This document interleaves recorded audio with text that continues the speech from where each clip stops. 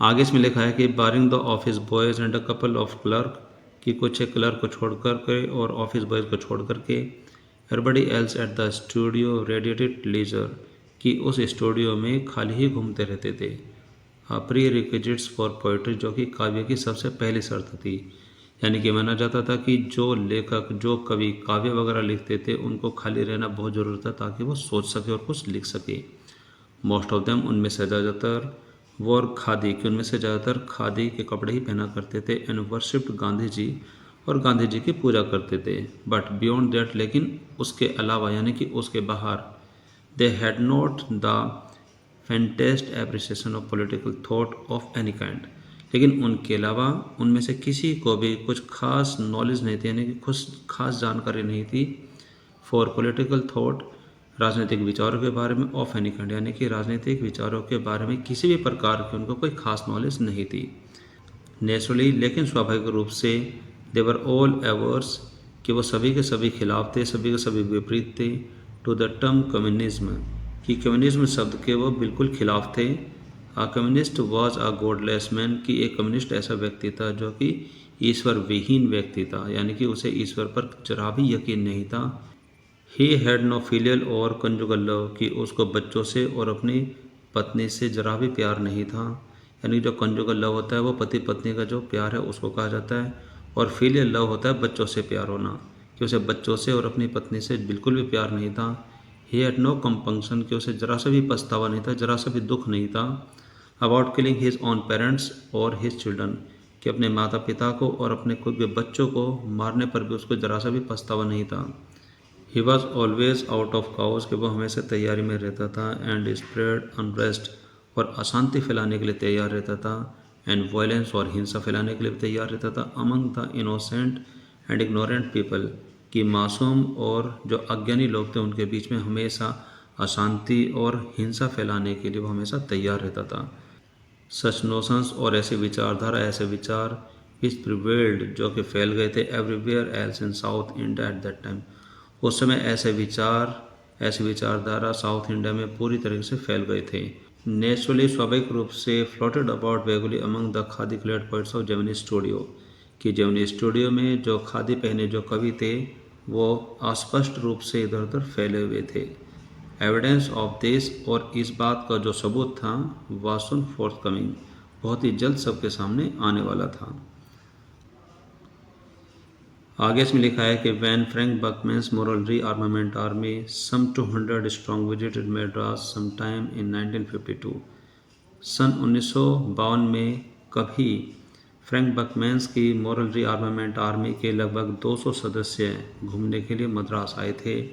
They could not have found a warmer host in India than the Gemini studio, कि वो पूरे भारत में Gemini Studio के अलावा कहीं भी एक ऐसा बहुत ही अच्छा स्वागत नहीं पा सकते, यानी कि उनका जेमिनी स्टूडियो में सबसे ज़्यादा अच्छा स्वागत पूरे भारत में किया गया था। Someone called the group of an international circus, कि किसी ने तो जेमिनी स्टूडियो को एक अंतर्राष्ट्रीय सर्कस का ग्रुप भी कह दिया था। They were not very good on the trapeze, कि वे झूलों के खेल में ज़्यादा अच्छे नहीं थे, एंड देयर एक्वेटेंस विद एनिमल, और उनकी जान पहचान सिर्फ जानवर से इतनी ही थी, was only at the dinner table, की जो उनके खाने के टेबल पर ही होती थी, यानी कि वे जानवरों का मांस खाते थे। बट लेकिन they presented two plays in a most professional manner, लेकिन वे दो ऐसे नाटक को बहुत अच्छे तरीके से, प्रशिक्षित तरीके से प्रेजेंट करते थे। Their Jotham Valley and the Forgotten Factor ran several shows in Madras, जो उनके दो नाटक थे, Jotham Valley and the Forgotten Factor, इनके मेड्रास में बहुत सारे शोज चले, and along with the other citizens of the city, और उस सिटीज़न के बहुत सारे लोगों के साथ द जेमनी फैमिली के जो सदस्य थे ऑफ 600, लगभग 600 सदस्य, so the plays over and over again, उन सारे शोज़ को बार बार बहुत बार देखा। The message of the plays were usually plain and simple homilies, और जो नाटकों का संदेश था वो आमतौर पर बड़ा साधारण और सीधा नैतिक शिक्षा पर आधारित होता था। बट लेकिन the sets and costume were first rate, लेकिन जो उनका सेट था जहाँ पर वो नाटक करते थे, जो उनका मंच था और जो उनकी वेशभूषा थी वो बहुत अच्छी क्वालिटी की हुआ करती थी।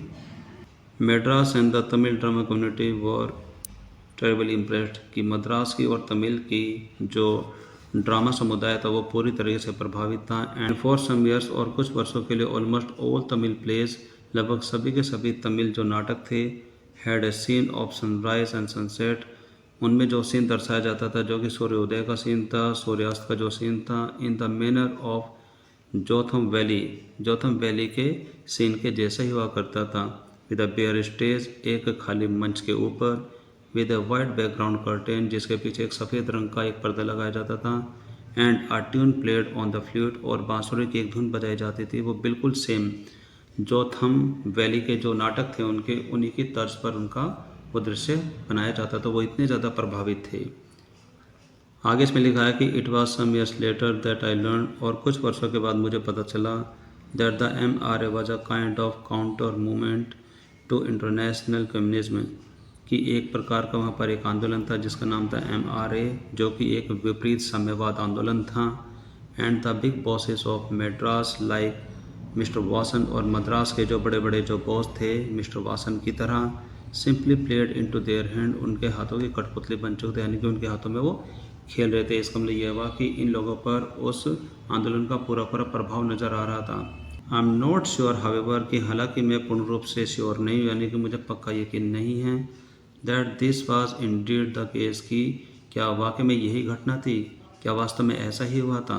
फॉर, क्योंकि the unchangeable aspects of these big bosses and their enterprises remained the same, क्योंकि इस तरीके के बिना किसी परिवर्तन के जो पहले से चलता आ रहा था, जो उनकी छवि थी ऑफ दीज बिग बॉसेस, इस प्रकार के जो बड़े बड़े जो बॉस थे, जैसे कि मिस्टर वासन थे मद्रास के, एंड देयर इंटरप्राइजेस, और जो उनकी जो कंपनियां थी जो कि नाटक बनाया करती थी, फिल्में बनाया करती थी, रिमेंड द सेम, वो पहले की तरह वैसे के वैसे ही रहे।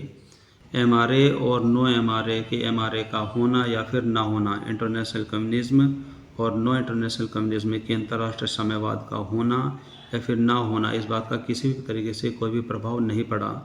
The staff of the Gemini studio का जो स्टाफ था, जो लोग काम करने वाले थे उसमें, हैड ए नाइस टाइम, उनका बहुत अच्छा समय बीता, होस्टिंग 200 पीपल, उन 200 व्यक्तियों का स्वागत करने में, of all hue and size of at least 20 nationalities, जो कि लगभग 20 देशों से वो वहाँ पर आए थे।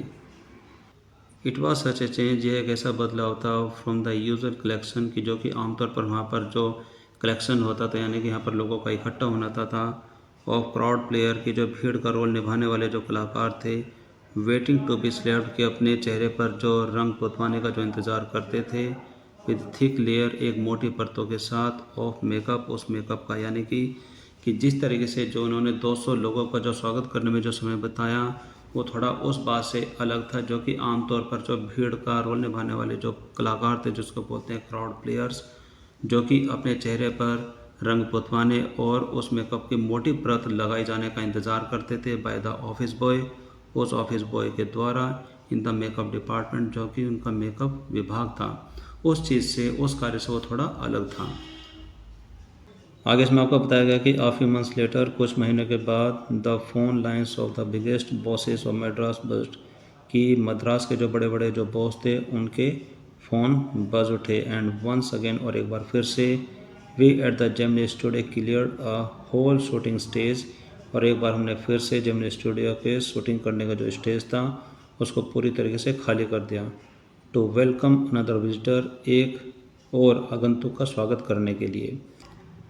ऑल दे सेड वाज, जो भी कुछ उन्होंने बातें कही उस व्यक्ति के बारे में, सिर्फ यही थी कि he was a poet from England, कि वो इंग्लैंड देश का एक कवि हैं।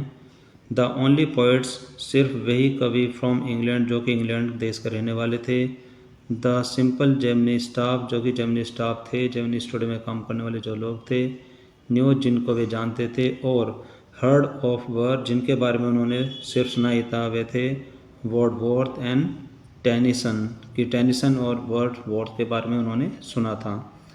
द मोर लिटरेट वंस, और जो और भी ज़्यादा अधिक पढ़े लिखे व्यक्ति थे, न्यू ऑफ कीट्स, शैली एंड बायरन, कि वे कुछ और भी जो विदेशी जो लेखक थे या फिर विदेशी जो कवि थे जो कि इंग्लैंड के रहने वाले थे, वे कीट्स थे, शैली, बायरन को जानते थे।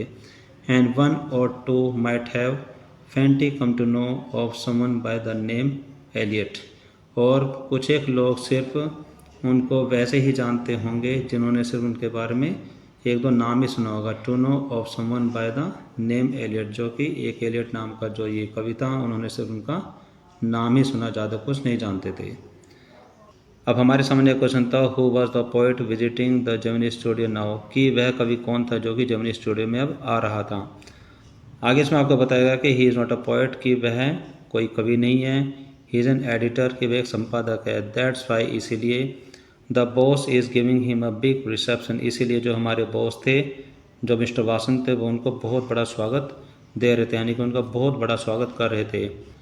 Vasan was also the editor, कि मिस्टर वासन भी एक एडिटर थे, एक संपादक थे, of the popular Tamil weekly Ananda Vikatan, की आनंदा विकतन जो साप्ताहिक उनकी पत्रिका थी उसके एडिटर थे, इसीलिए उन्होंने शायद उनका इतना बड़ा स्वागत किया। आगे इसमें लिखा है कि he was not the editor of any of the known names, कि वे उन सभी परिचित नामों में से कोई भी ऐसा संपादक नहीं था। ऑफ ब्रिटिश पब्लिकेशन, जो कि ब्रिटिश प्रकाशन में आता हो। इन द मैड्रास, यानी कि मद्रास में जो लोग रहते हैं, और वे लोग जो कि विदेशी पब्लिकेशंस में जो नाम है उनको जानते थे, वह आने वाला जो व्यक्ति था उनमें से कोई भी वो एडिटर नहीं था। दैट इज़, अर्थात those known at the Gemini studio, यानी कि जिनको जेमिनी स्टूडियो में जाना पहचाना जाता था, इनमें से वो कोई भी नहीं था। सिंस, हालांकि द टॉपमैन ऑफ द हिंदू, की हिंदू समाचार पत्र के जो बड़े लोग थे, were taking the initiative and सरमाइज was that, कि वह कुछ पहल कर रहे थे और वो अंदाज़ा लगा रहे थे, यानी कि वो अपने समाचार पत्र में उस आने वाले व्यक्ति के बारे में बात कर रहे थे। वॉज दैट, वो बात यह थी कि the poet was the editor of A daily, कि जो वो आने वाला जो व्यक्ति था वह एक वहाँ पर डेली समाचार पत्र का, जो डेली जो पत्रिका आती थी उसका कोई संपादक था। But not from the Manchester garden और लंदन टाइम्स, लेकिन वह मैनचेस्टर गार्डन और लंदन टाइम्स से तो बिल्कुल भी नहीं थे। दैट वॉज ऑल, यही सिर्फ इतनी सी बात थी। That was all even the most well informed among us new, कि हम में से सबसे ज़्यादा नॉलेज रखने वाले, सबसे ज़्यादा जानकारी रखने वाले लोगों को भी सिर्फ इतना ही पता था। आगे इसमें लिखा है कि एट लास्ट, और अंततः, अराउंड 4 इन द आफ्टरनून, की अंत में दोपहर के बाद 4 बजे, द पोइट और द एडिटर, जो वो व्यक्ति था या फिर वो कवि था या फिर वो संपादक था, वह आ गए, यानी कि उनका आना हुआ शाम के 4 बजे। He was a tall man, वह एक लंबा व्यक्ति था। वेरी इंग्लिश, बिल्कुल अंग्रेज़ लग रहा था। वेरी सीरियस, बहुत ज़्यादा गंभीर था। And of course very unknown to all of us, और हम में से किसी को भी ना जानने वाले व्यक्ति थे, यानी कि वो हम में से किसी के बारे में कुछ भी नहीं जानता था, हम उसके लिए बिल्कुल अनजान थे। Battling with the half a dozen pedestal fans on the shooting stage, की शूटिंग स्टेज पर प्रयोग किए जाने वाले जो पेडेस्टल फैंस थे, लगभग आधा दर्जन पंखों को झेलते झेलते, यानी कि उनका संघर्ष करते हुए, द बॉस, हमारे जो बॉस थे mister Vasan, read out a long speech, उन्होंने एक बहुत ही लंबा चौड़ा भाषण पढ़ा। इट वॉज ऑब्वियस, यह पूरी तरह से स्पष्ट था, that he too knew precious little about the poet, कि इस बात से ये पूरा स्पष्ट हो रहा था कि वह भी उस आने वाले व्यक्ति के बारे में, यानी कि जो वो कवि था या फिर जो वो एडिटर था, उनके बारे में वो भी ज़्यादा नहीं जानते। The speech was all in the most general terms, कि जो स्पीच थी वो ज़्यादातर साधारण शब्दों से भरी हुई थी, बट लेकिन हियर एंड देयर, लेकिन कहीं कहीं, it was peppered with words like freedom and democracy, लेकिन कहीं कहीं उनके भाषण में कुछ एक दो वर्ड थे जो कि आज़ादी और लोकतंत्र से जुड़े हुए थे। देन द पोएट स्पोक, उसके बाद वो कवि बोले, he could not have addressed a more dazed and silent audience, कि वह इतनी ज़्यादा आलसी और इतनी ज़्यादा शांत रहने वाले ऑडियंस को एड्रेस नहीं कर सके, यानी उनके सामने वो बोल नहीं सके। No one knew what he was talking about, किसी को नहीं पता था कि वो किस बारे में बात कर रहे हैं। एंड हीज एक्सेंट, और जो उनका बोलने का जो अंदाज़ था, जो तरीका था, जो लहजा था, डिफीटेड एनी अटैम्प्ट, हमारी हर कोशिशों को परास्त कर रहा था। To understand what he was saying, यानी कि जो भी वो कुछ कह रहा था और जो बोलने का जो तरीका था, जो अंदाज़ था, जो उसका उच्चारण था, वह हमारी सारी कोशिशों को विफल कर रहा था कि वो समझने के लिए कि वो क्या कह रहे हैं। The whole thing lasted about an hour, सारी जो बात थी, सारा जो भाषण था उनके द्वारा जो दिया गया, वो लगभग 1 घंटे तक चला। देन द पोइट लेफ्ट, उसके बाद कवि वहाँ से चले गए। And we all dispersed in utter bafflement, और हम सब थोड़ा असमंजस की स्थिति में वहाँ से तितर बितर हो गए, यानी कि हमें कुछ भी समझ नहीं आया। व्हाट आर वी डूइंग, कि हम क्या कर रहे हैं। What is an English poet doing in A film studio which makes Tamil films for the simplest sort of people, कि वो जो अंग्रेज़ कवि है वो ऐसे स्टूडियो में क्या कर रहा है जो कि सिर्फ तमिल फिल्में बनाता है यहाँ के साधारण से साधारण सिंपल तरीके के लोगों के लिए। तो ऐसे स्टूडियो में वह कवि क्या कर रहा है, ये हमारा सबसे बड़ा सवाल था। पीपल, वे लोग whose life least offered them the possibility, कि ऐसे लोग जिनकी ज़िंदगी ने उनको बहुत ही कम मात्रा में वह संभावना ला करके दी थी। Possibility of cultivating a taste for English poetry, की जो संभावनाएं हैं उनकी रुचि को जागृत करने के लिए, यानी कि उनकी रुचि को बढ़ाने के लिए। फॉर इंग्लिश पोइट्री, अंग्रेजी काव्य के प्रति। तो उनकी ज़िंदगी में बहुत ही कम संभावनाएं हैं। तो ऐसे लोगों के लिए जो जेमिनी स्टूडियो है जो कि तमिल फिल्में बनाता है साधारण लोगों के लिए, तो ऐसे स्टूडियो में वो जो अंग्रेज़ कवि है वह कर क्या रहे हैं, यह भी उनके मन में एक बहुत बड़ा सवाल था। आगे इसमें लिखा है कि the poet looked pretty baffled too, कि जो अंग्रेज कवि है वह भी थोड़ा दुखी दिखाई दिया। फॉर, क्योंकि he too must have felt the sheer incongruity, कि उसने भी अपने भाषण में एक बेतुकापन महसूस किया। ऑफ स्टॉक, यहाँ पर ऑफ स्टॉक का मतलब होता है अपने भाषण में, कि उसने अपने भाषण में एक बेतुकापन भी महसूस किया। About thrills and travels of an English poet, कि एक अंग्रेज़ कवि के काव्य में जो एक उत्तेजना होती है, जो दुख होता है, तो वह अपने भाषण के बेतुकेपन में भी उसने महसूस किया होगा। His visit remained an unexplained mystery, के जो उसका आवागमन है, जो उसका आना है, वो बिना समझाई गई एक उलझन बन करके हमारे लिए रह गया, यानी कि एक रहस्य रह गया, कि यानी कि किसी को समझ नहीं आया कि वो आए क्यों थे। आगे इसमें लिखा है कि the great pros writer of the world में नॉट एडमिट इट, कि हो सकता है कि संसार के जो महान गद्य लेखक है वो इसको स्वीकार ना करे, बट माई कन्विक्शन, लेकिन जो मेरे विचार हैं, grows stronger day by day और डे आफ्टर डे, कि जो मेरे विचार हैं वो दिन प्रतिदिन मजबूत होते जा रहे हैं। दैट, इस चीज़ को लेकर के, that pros writer is not and can not be the true pursuit of genius, कि जो प्रोस राइटिंग का जो वर्क है वह किसी जीनियस और प्रतिभाशाली व्यक्ति के लिए नहीं है और ना ही वो हो सकता है। It is for patient, persistent and persevering drudge with a heart so shrunk that nothing can be break it, कि यह कार्य ऐसे व्यक्ति के लिए जो धैर्यवान हो, परसिस्टेंस हो, लगातार दृढ़ निश्चय के साथ आगे बढ़ने वाला हो, एंड प्रिजर्विंग ड्रज, जो कि बोरिंग सा और उदासीन तरीके का जो काम करने वाला है उसके लिए है ये सारा कार्य।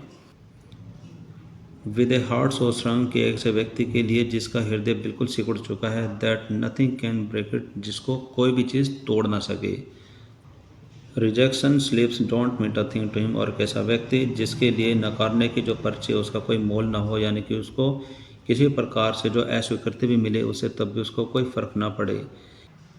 ही at once sets about making a fresh copy of the long prose piece, और फिर वह अपने एक लंबे चौड़े गद्यांश की एक ताज़ा कॉपी बनाने में व्यस्त हो जाता है। यहाँ पर सेट्स अबाउट का मतलब होता है किसी काम में तुरंत लग जाना। And sends it on to another editor, और फिर वह इसको किसी अन्य संपादक के पास भेजता है। Enclosing postage for the return of the manuscript, और उस कॉपी को वापस लाने के लिए, वापस भेजने के लिए उसके साथ डाक टिकट भी लगा करके भेजता है। It was for such people, कि यह ऐसे लोगों के लिए था, that the Hindu had published a tiny announcement in an insignificant corner of an unimportant page, कि हिंदू न्यूज़पेपर ने अपने समाचार पत्र के एक महत्वहीन कोने में एक महत्वहीन जो पेज था उसमें एक छोटी सी घोषणा छापी थी। A short story contest organised by British periodical by the name the Encounter, कि एक ब्रिटिश पीरियोडिकल था जिसका नाम था द एनकाउंटर, उसके द्वारा एक लघु कथा का कॉन्टेस्ट यानी कि छोटी स्टोरी का एक कॉम्पिटिशन ऑर्गेनाइज किया गया है। ऑफ कोर्स, और बेशक the encounter was not a non quantity among the Gemini literati, कि जेमिनी स्टूडियो के जो साहित्यकार थे, जो साहित्य को पसंद करते थे, उनके लिए द एनकाउंटर नाम का जो ये नाम है, ये कोई पुराना नाम नहीं थे, बिल्कुल नया नाम था।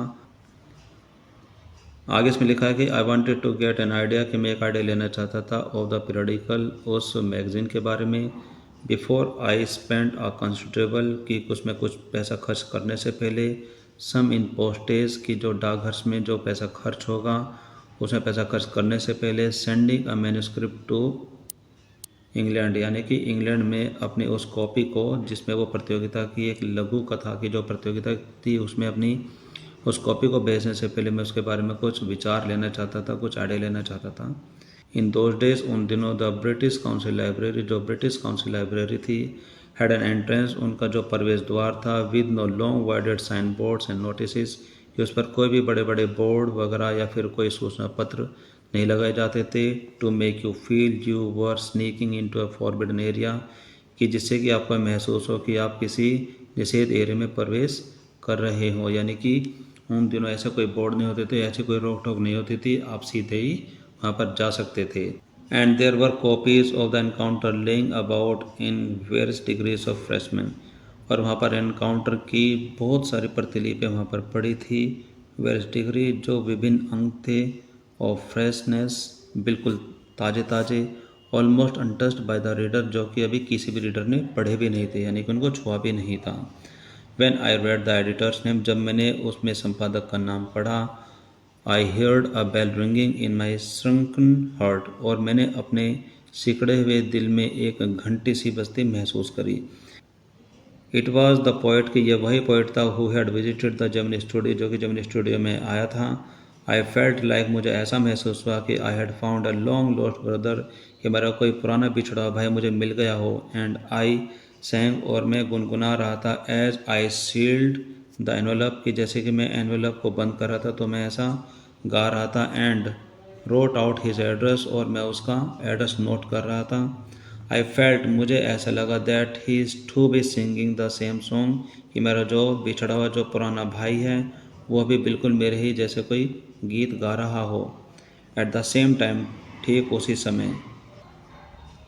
Long lost brothers of Indian films, के भारतीय फिल्मों में जो पुराने बिछड़े जो भाई होते हैं, डिस्कवर ईच अदर, वे एक दूसरे को ढूंढ पाते हैं, by singing the same song, एक ही गाना गुनगुनाते हुए, एक ही गाना गाते हुए। इन द फर्स्ट रील, कि जो उस फिल्म की जो पहली रील होती है उसमें जो गाना गाते हैं। And in the final reel of the movie, और उस फिल्म की जो लास्ट की जो रील होती है उसमें भी वो सेम वही गाना गाते हैं, और उसको गा कर के एक दूसरे को ढूंढ लेते हैं। Stephen Spender, Stephen that was his name, और वह एड्रेस नोट करते करते मेरे सामने स्टीफन स्पेंडर का नाम सामने आया, यानी कि अब मुझे पता चल गया था कि जो कवि जेमिनी स्टूडियो में आया था उसका नाम स्टीफन स्पेंडर है। आगे इसमें लिखा है कि एंड ईयर्स लेटर, और वर्षों के बाद, when I was out of Gemini studio, कि जब मैं जेमिनी स्टूडियो से बाहर था, यानी कि जब मैंने जेमिनी स्टूडियो छोड़ दिया था। And I had much time, और समय मेरे पास बहुत ज़्यादा समय था, बट नॉट मच मनी, लेकिन ज़्यादा पैसे नहीं थे। एनीथिंग एट रिड्यूस प्राइस, कोई भी ऐसी चीज़ जो कि कम कीमत में होती थी, अट्रैक्टेड माई अटेंशन, मेरे ध्यान को केंद्रित कर लेती थी। ऑन द फुटपाथ, और फुटपाथ पर, in front of the Madras mount road, Madras mount road के सामने वाले फुटपाथ पर। पोस्ट ऑफिस, जो कि वहाँ पर माउंट रोड पर जो डाकघर था उसके ठीक सामने वाले रोड पर, फुटपाथ पर। There was a pile of brand new books, कि वहाँ पर नई किताबों का बहुत बड़ा ढेर लगा हुआ था। फॉर 50 पैसे, जो कि किताब 50 पैसे की थी। एक्चुअली, वास्तव में, there were copies of the same books, वास्तव में जो जितनी भी सारी नई नई किताबें थी वो एक ही बुक की कॉपी थी। An elegant paperback of American origin, और जो किताबें थी वो बहुत ही शानदार अमेरिकन संस्करण में थी। आगे इसमें लिखा है कि special low price students edition, की स्पेशल जो छात्रों के लिए कम प्राइस की किताब जो रखी गई थी। इन द कनेक्शन, संबंध में, किस संबंध में, with the 50th anniversary of the Russian revolution, कि जो रूसी जो क्रांति हुई थी उस क्रांति को 50 साल पूरे हो गए थे, तो उस उपलक्ष्य में, उसकी खुशी में, उसके 50 साल पूरे होने में वे जो किताबें हैं बहुत ही कम कीमत पर स्टूडेंट्स एडिशन के रूप में रखी गई थी। आई पेड 50 पैसे, मैंने 50 पैसे वहाँ पर पे किए। And picked up a copy of the book, और उसमें से एक बुक मैंने ले ली।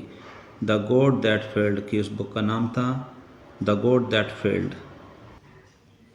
आगे इसमें लिखा है कि 6 एमिनेंट मैन ऑफ लेटर्स, की 6 बड़े विद्वान व्यक्ति इन 6 सेपरेट ऐसे, और 6 प्रकार के अलग अलग निबंध, डिस्क्राइब्ड, जिसमें यह वर्णन किया गया था, देयर जर्नी, उनकी यात्रा के बारे में, इंटू कम्युनिज्म, जो साम्यवाद में जो उनकी यात्रा थी, यानी कि जो उन्होंने अपना अनुभव इकट्ठा किया था। अलग अलग 6 जो विद्वान महान व्यक्ति थे उन्होंने अलग अलग ऐसे लिखे हुए थे।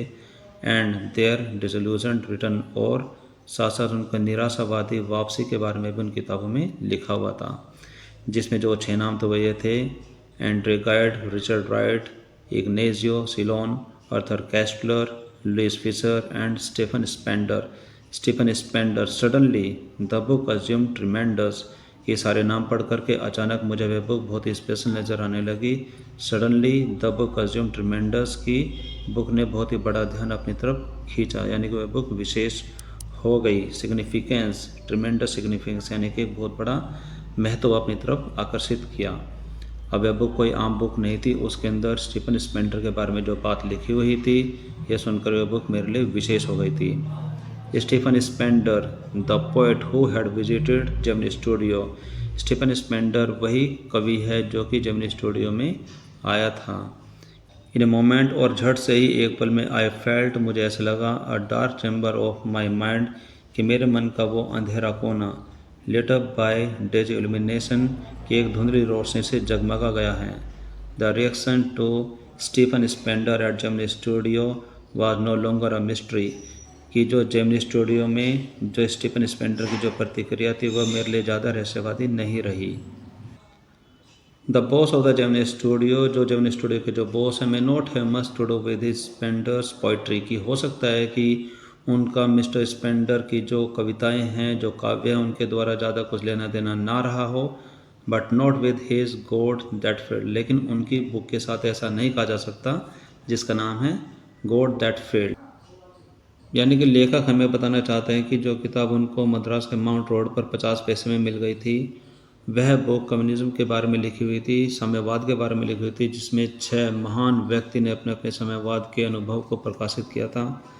अब यहाँ पर ये कहना चाहते हैं कि हो सकता है कि जेमिनी स्टूडियो के बॉस को उनकी कविताओं से कोई लेना देना ना हो, लेकिन उनकी किताब के बारे में ऐसा नहीं कहा जा सकता, क्योंकि जेमिनी स्टूडियो के जो बॉस हैं वह भी साम्यवाद के बारे में उसी तरीके के विचार रखते थे जैसे कि स्टीफन स्पेंडर रखते थे। वेल माय डियर स्टूडेंट्स, आज की क्लास में आपने देखा कि हमने आपके 12th क्लास की इंग्लिश की बुक फ्लेमिंगो के चैप्टर नंबर 6 को स्टडी किया है, जिसका नाम है द पोएट्स एंड पैनकेक। जो ये चैप्टर है ये भारत के बहुत पुराने फिल्म स्टूडियो के बारे में लिखा गया है, जिसका नाम है जेमिनी स्टूडियो, जिसकी शुरुआत 1940 में हुई थी। और जो लेखक है वहाँ पर अपने कुछ दिन जो उन्होंने बिताए थे, अपने अनुभव को हमसे शेयर करते हुए सारी बात बताते हैं। आई होप कि आपने ये चैप्टर बड़े ध्यान से सुना होगा और एक एक बात को सीखने व समझने की कोशिश की होगी, ताकि आपकी इंग्लिश को भी हेल्प मिल सके।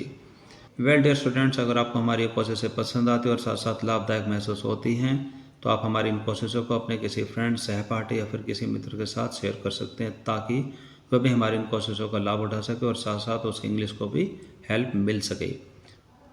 तो आज की क्लास में सिर्फ इतना ही। This is all for now for today's class. अब हम मिलेंगे हमारे अगली क्लास में इसी चैप्टर के क्वेश्चन सीरीज को लेकर के, और ये देखेंगे कि इस चैप्टर में जो क्वेश्चन आपसे पूछे गए हैं, जो कि चैप्टर के बीच में आते हैं और चैप्टर खत्म होने के बाद आपके इस टेक्स्ट बुक में आपसे पूछे गए हैं, आप उनके आंसर कैसे देंगे। तो मिलते हैं हमारी अगली वीडियो में। Till then take care, bye bye, have a nice day.